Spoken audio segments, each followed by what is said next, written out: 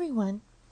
For the region bounded by the graphs of the equations y equals x squared and y equals x plus 2, we're going to find the volume of the solid generated by revolving the region about the y-axis.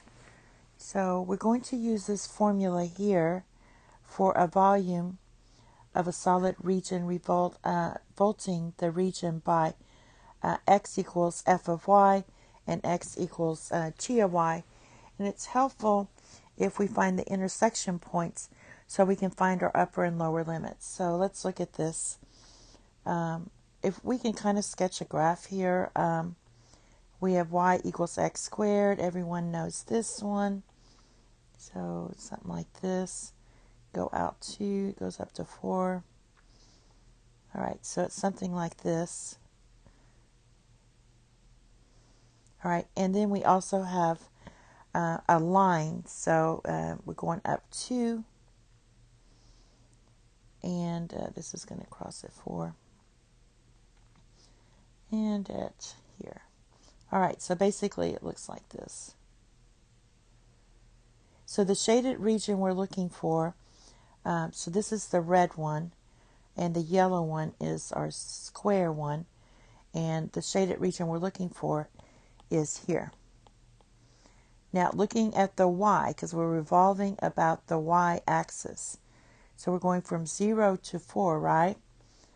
So when you set up your integral, first of all, let's look at this. This is going to be 2 and negative 1. And usually when you do that algebraically, we just set our y's equal to each other. So you have x squared equals x plus 2, or x squared minus x minus 2 equals 0. And that's going to give you x minus 2 times x plus 1 equals 0. So we have x equals 2 or x equals negative 1. So that basically gives you this right here, these 2 points. But since we're doing y, we really need to see our y value. So we're going from 0 to 4. If you substitute these values in, you get your y. All right, so reading this, since we're doing the y, we're reading from right to left. So when you set up your volume, you're going to look at the volume equals pi, and we're going from 0 to 4, and we're doing this part right here. From right, this is the curve that bounds the shaded region from the right. All right, and that is this one up here. So that's going to be your x squared dy. All right, and then we're going to subtract pi, and now we're going to go from 2 to 4, and this top region is bounding it from this line. So the line, if I rewrite this, this is going to be x, let's see, we have, I'm trying to figure out where to put this. So basically for this, I can write this as x equals y minus 2. So I'm going to write this as y minus 2 squared dy. Our x squared is y, so I'm going to substitute that back in for y. All right, now let's group all this together. We're going to get this equals pi times integral from 0 to 4 of y dy minus pi, and this one's going from 2 to 4 from here, right here.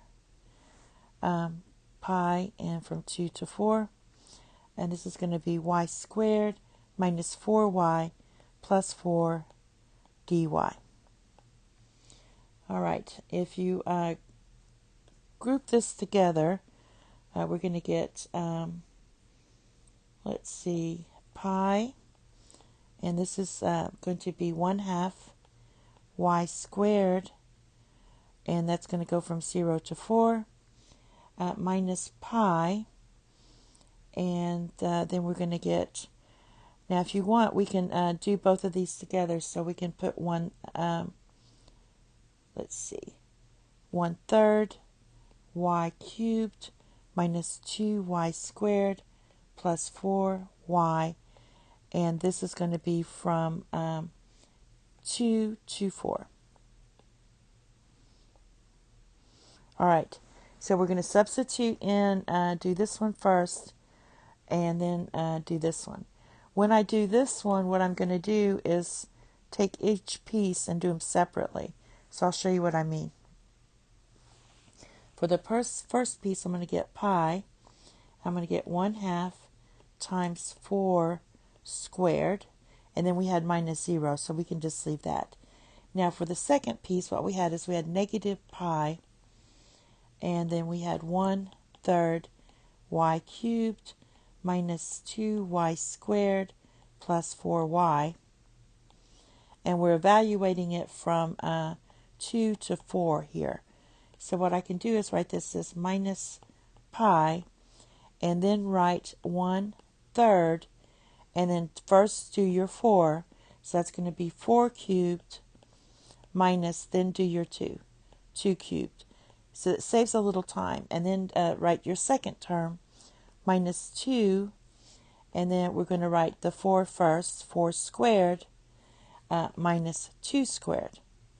And then the second piece is plus 4y, and that's just going to be 4 minus 2. It saves a little time versus doing it all like we usually do. All right, so this is going to simplify to 8 pi minus pi, and this is going to give me 1/3 times 56 minus 2 times 12 plus 4 times 2. So this is going to give you 8 pi, and this is going to be equal to minus 8 divided by 3 pi. And this is going to give you 16 divided by 3 pi. So this will be the final answer. Thank you. Have a nice day. Bye-bye.